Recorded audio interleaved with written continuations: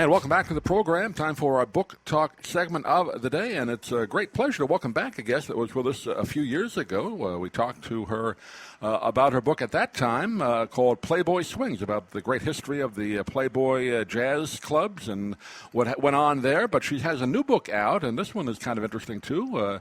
I guess we've all obviously had tea in our lives, but this is kind of a history of tea. It's called Tea Under the Palms, From Leaf to Kettle, a history of tea and the art of a proper tea party. We're joined today by Lady Patricia Farmer from up in New York today. And Patricia, good to talk to you again. How have you been?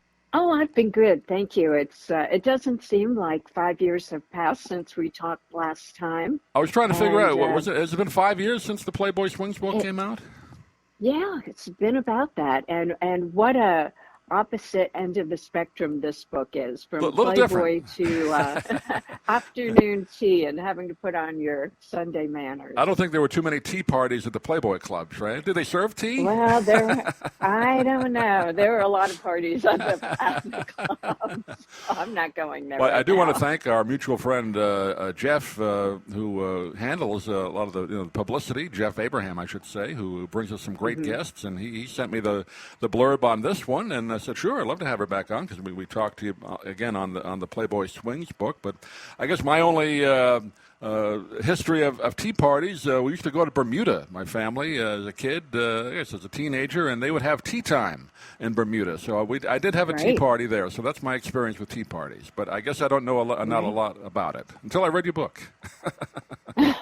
Well, that makes sense. Bermuda was a British colony. British tea time, right? Yeah. All the upper crusty traditions. And is that where it started? I know you have in the book you talk about the history of it, but it goes way well before that. I know that. But the tea party, is that kind of a British thing about 4 o'clock in the afternoon? It started way before then. The Brits really grabbed hold of it and kind of embraced it and made everybody in the world think it was theirs. Right. But tea parties started in France. The court of King Louis XIV and his queen Marie Antoinette really liked the afternoon tea parties. And as I say in the book, we now know what Marie Antoinette was having with her cake. It was afternoon tea. But then the revolution came, and everything that was the royals and the upper echelons and all that was quickly done away with, and pretty viciously too, during the French Revolution. So then it disappeared for 50 years and resurfaced in Britain.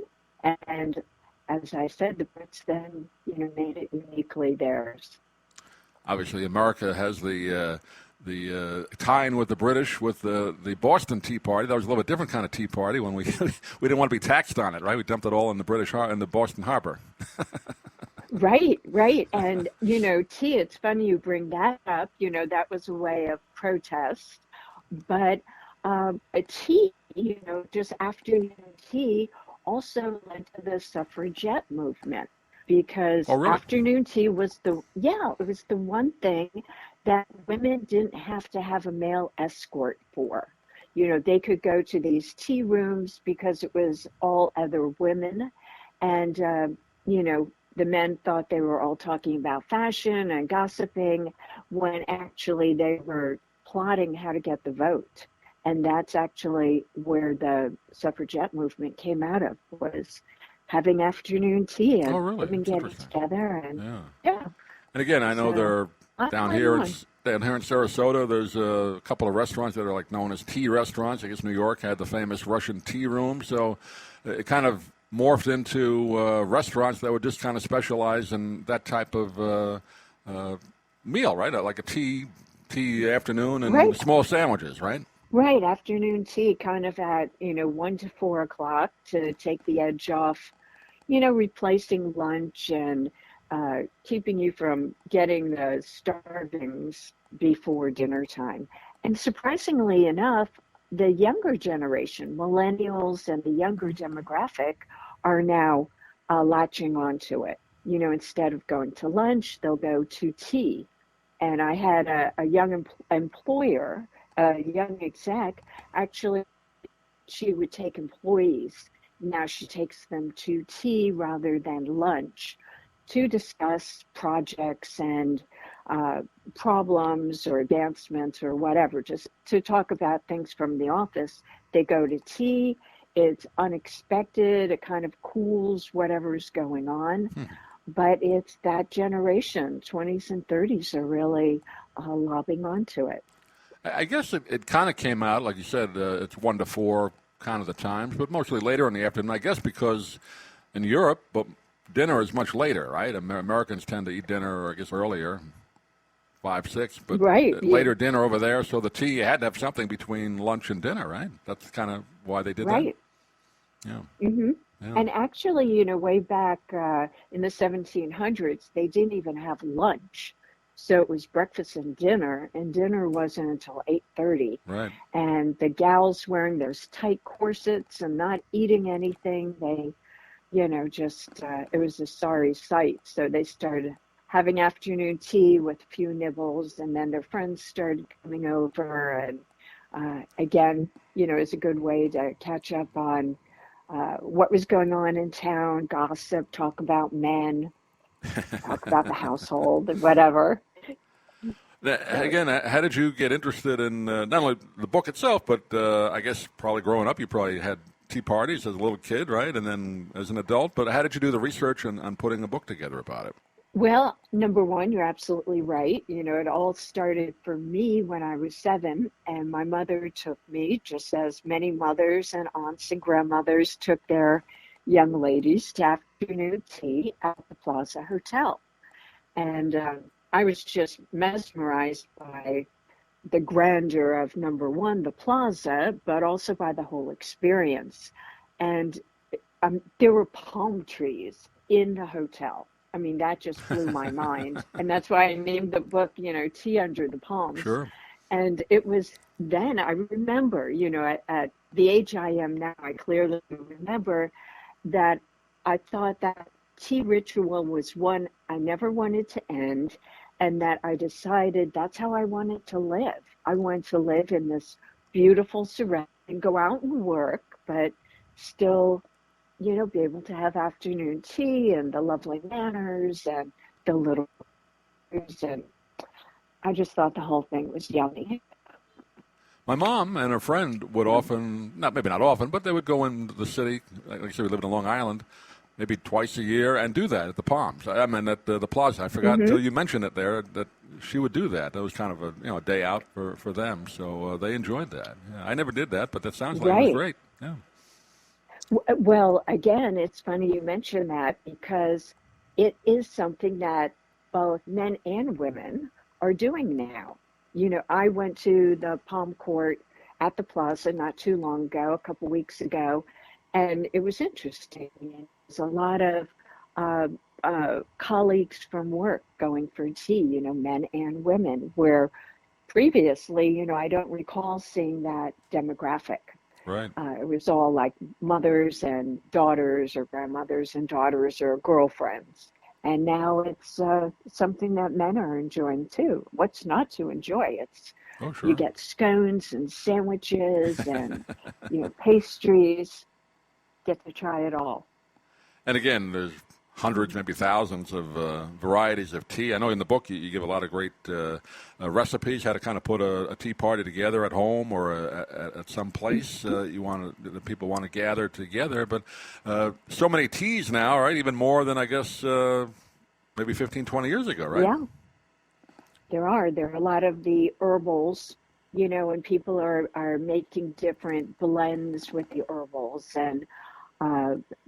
Basically you have your black, your oolong, your green, and then you start adding in the different flavors, and you're absolutely right. You have, 500 different varieties of tea.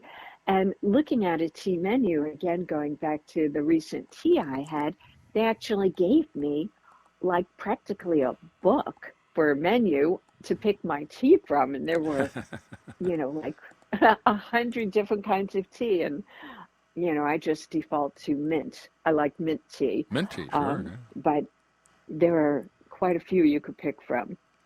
Now, I'm an iced tea fan. Is iced tea forbidden at a tea party, or can you have it iced, or does it have to be No, warm you can have it hot? iced. You can, You can okay. have it iced. Yeah, I'm it's not a hot supposed tea to be fan. I like iced fun. tea. It's supposed to be fun. There are definite rules, uh, counterintuitive to what we're all led to believe at fancy meals, how you're supposed to use utensils.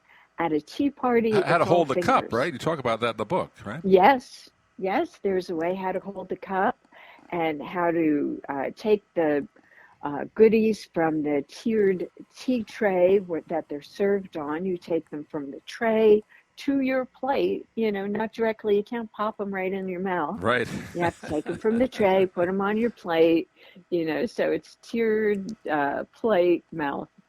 And there's, a definite little procedure. But like I said, above all, it's supposed to be fun, not relaxed, but just a way to get together with your friends and colleagues and family Well, it's and nice in a sense enjoy because something a little different. I was going to say, in a sense, it's nice because so many people tend to eat, quickly and don't take time. A tea meal should take some time, Hmm. right?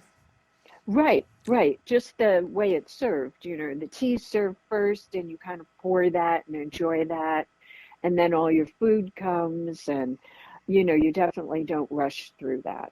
And the nice thing is, you get to enjoy a variety of different sandwiches. You don't have to pick, a ham and cheese sandwich. That's lunch, end of story. They have ham and cheese, they have salmon, they have cucumbers, so you can have five different varieties, Right. and you don't get overly filled. And tea also obviously has a health benefit. Absolutely, tea is much healthier for you than coffee, and although I do drink coffee and enjoy it, and my doctor said it's healthy, going back to the 1600s in China, they started drinking tea and, making the leaves into a drink for medicinal purposes. And it's been proven even in modern day that, green tea and antioxidants in the tea, all the kinds of tea is very healthy. Yeah. Well, the name of the book is called Tea Under the Palms, From Leaf to Kettle, A History of Tea and the Art of a Proper Tea Party. And Lady Patricia Farmer has been our guest today. And Patricia, do you have a website you want to direct people to? I guess it's available everywhere, right, the book? The book is available everywhere, Barnes& and Noble, Amazon, your favorite bookstore. And my website is patty-farmer.com. Great. We'll also put a link. Somebody, We'll put a link on our that would website be as well. great. But yeah, well, you live an interesting and sounds like a fun life, Patty. Great that you they were able to do that. And part of the fun is getting to talk to you every few years a day. Well, we won't make So, it 5 years. You got another one in the works. You don't have to yeah, say what the I topic is, really but you got do. another one in the works, another book. No, I do. So we'll be visiting hopefully again soon. And it may be more along the lines of Playboy, but we'll talk. Great. Well, Patty, great chatting with you, and thanks for being with us, and we'll talk to you again soon. Thank you so much. Great. Take care. Bye now.